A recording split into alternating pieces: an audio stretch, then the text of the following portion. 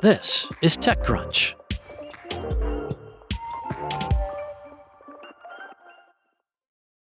Jeff Bezos' EV startup Slate Auto has finally revealed the starting price of its electric truck, coming in at $24,950. Now, that's excluding taxes, title, license, registration, governmental fees, destination charges, documentation fees, and any optional equipment, according to the company. Slate started taking pre-orders for the truck on Wednesday. Now, crucially, Slate also said that it has boosted the estimated range of its base model from 150 miles to around 205 miles, although that comes at the cost of abandoning plans for a larger 240-mile battery pack. Now, the aggressive pricing, half the average cost of a new car in the U.S., puts Slate in position to capture a share of the lowest end of the new car market, which has few gas and fewer electric options these days. The Chevrolet Bolt is one of Slate's closest EV competitors on price, starting at around $29,000, while the Nissan Leaf starts at around $32,000. Ford has been teasing a $30,000 electric truck that's due in 2027. The price reveal comes more than a year after Slate Auto emerged from stealth. Since then, the company has been steadily detailing the extremely basic transforming EV, which starts as a two-seater pickup truck but can be modified into a five-seater SUV. The SUV version will start at $29,950, Slate said on Wednesday. Now, Slate has said the conversion can be done by professionals or by owners themselves. On Wednesday, it finally showed off some of the first of its Slate University how-to videos, which guides people through the steps of doing everything from the SUV conversion to adding headlight covers. Everything else about the truck is bare, though it's customizable.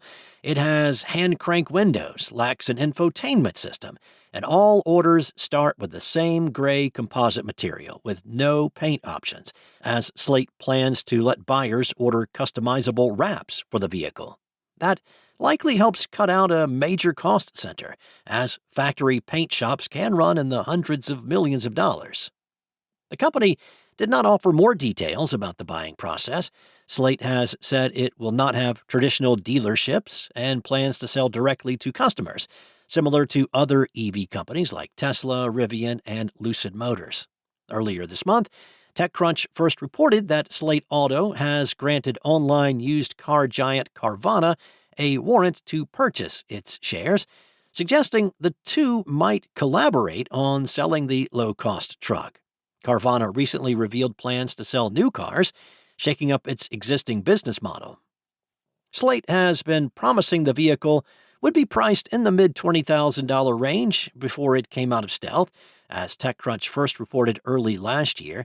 The company's goal is to create something like Ford's Model T or Volkswagen's Beetle, and a starting price of around $25,000 has been the target for a long time.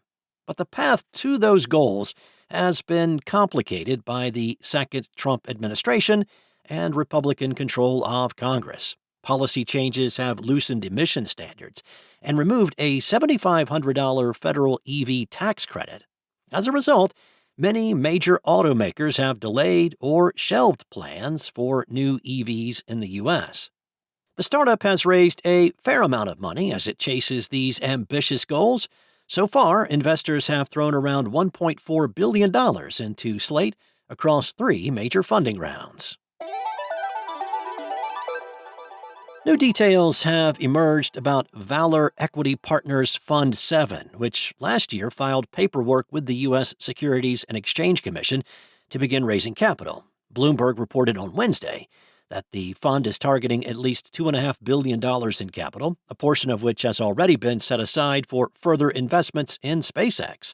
This may not be a surprise, given that the firm and its founder, Antonio Gracias, are long-term supporters of Elon Musk. According to Bloomberg, Valor Equity Partners owns around 4% of SpaceX, which recently debuted on the public markets. It's not entirely clear what the fund's thesis will be, but past investments likely offer a clue. Aside from backing many Musk projects, Valor has also cut checks to military technology maker Anduril and news-sharing site Reddit. As Bloomberg noted, Valor's funds typically focus on helping companies scale, especially at the growth stage, though it has raised capital to provide more early-stage support.